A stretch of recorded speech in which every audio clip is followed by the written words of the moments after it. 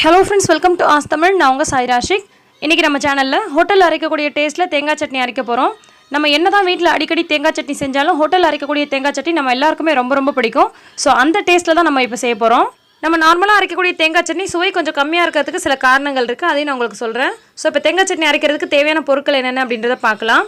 ஒரு அரை மூடி தேங்காய் அளவுக்கு எடுத்து வச்சுருக்கேன். சின்ன தேங்காயிலேருந்து அரை மூடி அளவுக்கு தேங்காய் எடுத்து வச்சுருக்கேன். இந்த தேங்காயினுடைய கலர் நல்லா வெண்மையாக வரணும் அப்படின்னு சொன்னால் தேங்காயோடைய இந்த ப்ரௌன் கலரில் இருக்குது பாருங்கள், இதை மட்டும் நம்ம எடுத்துகிட்டு போட்டோம் அப்படின்னு சொன்னால் நல்லா அந்த ஹோட்டலில் கிடைக்கக்கூடிய அதே கலர் நமக்கு கிடைக்கும். ஸோ நம்ம அதை அப்படியே எடுக்காமல் கூட போடலாம், அதனால் டேஸ்ட் டிஃப்ரெண்ட் ஆகாது. ஸோ சின்ன தேங்காயில் அரை மூடி அளவு தேங்காய்க்கு 2 ஸ்பூன் அளவுக்கு பொட்டுக்கல் எடுத்திருக்கேன். பொட்டுக்கல் அதிகமாக சேர்த்துட்டிங்கன்னா டேஸ்ட் அவ்வளோ நல்லா இருக்காது. தேங்காய் சட்னிக்கு தேங்காய் தான் கொஞ்சம் அதிகமாக இருக்கணும். அதே மாதிரி இந்த மாதிரி சீவின இஞ்சி ஒரு பீஸ் எடுத்துக்கோங்க, சின்னதாக ஒரு பீஸ் இருந்தாலே போதும். அதே மாதிரி சட்னி அரைச்சதுமே சாப்பிட்ற மாதிரி இருந்தால் இஞ்சி சேர்த்து அரைச்சிக்கோங்க. அப்படி இல்லைனா 2 பல்லு அளவுக்கு பூண்டு சேர்த்து அரைச்சிக்கோங்க. ஏன்னா இஞ்சி சேர்த்து அரைச்சிட்டு ரொம்ப நேரம் கழிச்சு சாப்பிட்டீங்க அப்படின்னு சொன்னால் டேஸ்ட் அவ்வளோ சூப்பராக இருக்காது. அடுத்து உங்கள் காரத்துக்கு தகுந்த மாதிரி பச்சை மிளகா எடுத்துக்கோங்க. நான் 3 பச்சை மிளகா எடுத்திருக்கேன். அதுக்கப்புறம் அரை டீஸ்பூன் அளவுக்கு உப்பு, அரை டீஸ்பூன் அளவுக்கு சர்க்கரை சேர்த்துக்கிறேன். சர்க்கரை சேர்த்து அரைச்சிங்க அப்படின்னு சொன்னால் அந்த டேஸ்ட் ரொம்ப சூப்பராக இருக்கும். கண்டிப்பாக நீங்கள் ட்ரை பண்ணி பாருங்கள். நிறைய பேர் சர்க்கரை சேர்த்து அரைச்சிருக்க மாட்டீங்க.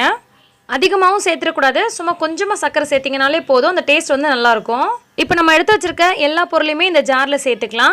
ஜாரில் சேர்த்துட்டு இது தண்ணி ஊற்றாமல் அப்படியே அரைச்சிக்கணும். நம்ம எடுத்து வச்சுருந்த உப்பு சர்க்கரை இருக்கு இல்லையா, அதையும் சேர்த்துட்டு இதை அப்படியே தண்ணி ஊற்றாமல் லைட்டாக கொரப்பாக அரைச்சி விட்டு எடுத்து வந்துடலாம். அதுக்கப்புறம் தான் நம்ம தண்ணி சேர்த்து அரைக்கணும். அதே மாதிரி சட்னி அரைக்கும் போது ரொம்ப முக்கியமான விஷயம், அப்படியே நம்ம மிக்சியை ஓட்டிகிட்டே இருக்கக்கூடாது. பல்ஸ் மோட்லேயோ அல்லது நிறுத்தியோ நம்ம அரைச்சிக்கணும். அப்போ தான் சட்னி நல்லா டேஸ்ட்டாக இருக்கும். ஒரேடியாக நீங்கள் ஓட்டிகிட்டே இருந்தீங்க அப்படின்னு சொன்னால் அந்த டேஸ்ட் டிஃப்ரெண்ட் ஆகிடும்.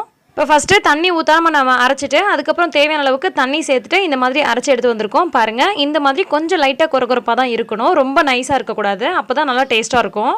நான் சொன்ன மாதிரி அந்த தேங்காயில் இருக்கக்கூடிய ப்ரௌன் கலர் இருக்கு இல்லையா, தோல் மாதிரி, அதை நீங்கள் எடுத்துட்டீங்க அப்படின்னு சொன்னால் இந்த மாதிரி கலரில் இருக்காதுங்க, நல்ல வெண்மையான கலரில் கிடைக்கும்.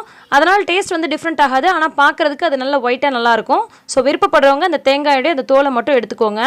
இப்போ நம்ம தாளித்து கொட்டிடலாம். கொஞ்சமாக எண்ணெய் ஊற்றிட்டு கொஞ்சமாக கடுகு சேர்த்துட்டு, கடுகு நல்லா பொரிஞ்சதுக்கு அப்புறமா காஞ்ச மிளகா சேர்த்துக்கலாம். காஞ்ச மிளகா லைட்டாக சூடானதுக்கப்புறமா கருவேப்பிலை சேர்த்துட்டு, கருவேப்பிலை லைட்டாக முருக விட்டுருங்க. இது எல்லாமே சிம்மில் வச்சு பண்ணிக்கோங்க. இப்போ ஆஃப் பண்ணிவிட்டு நம்ம வச்சுருக்க தாளிப்பை சட்னியில் சேர்த்துடலாம். நான் சட்னியில் அதிகமாக தண்ணி சேர்க்கல, கெட்டி சட்னியாக இருந்தால் தான் எல்லோரும் விரும்பி சாப்பிடுவாங்க. உங்களுக்கு விருப்பப்பட்டுச்சு அப்படின்னு சொன்னால் நீங்கள் கொஞ்சம் லைட்டாக தண்ணி ஊற்றி அதை கலந்துக்கோங்க. இதே சட்னியை நம்ம தாளிப்பு இல்லாமல் அப்படியே சுடு கஞ்சிக்கு கூழுக்கெல்லாம் தொட்டு சாப்பிட்றதுக்கு ரொம்ப சூப்பராக இருக்கும், துவையல் மாதிரி. ஸோ ஹோட்டல் ஸ்டைலில் அரைக்கக்கூடிய இந்த சட்னி நீங்களும் ட்ரை பண்ணி பாருங்கள், ரொம்ப சூப்பராக வரும். இந்த ரெசிபி உங்களுக்கு பிடிச்சிருந்தால் லைக் பண்ணி மற்றவங்களுக்கும் ஷேர் பண்ணுங்கள். மறக்காமல் நம்ம சேனலை சப்ஸ்கிரைப் பண்ணுங்கள். நன்றி.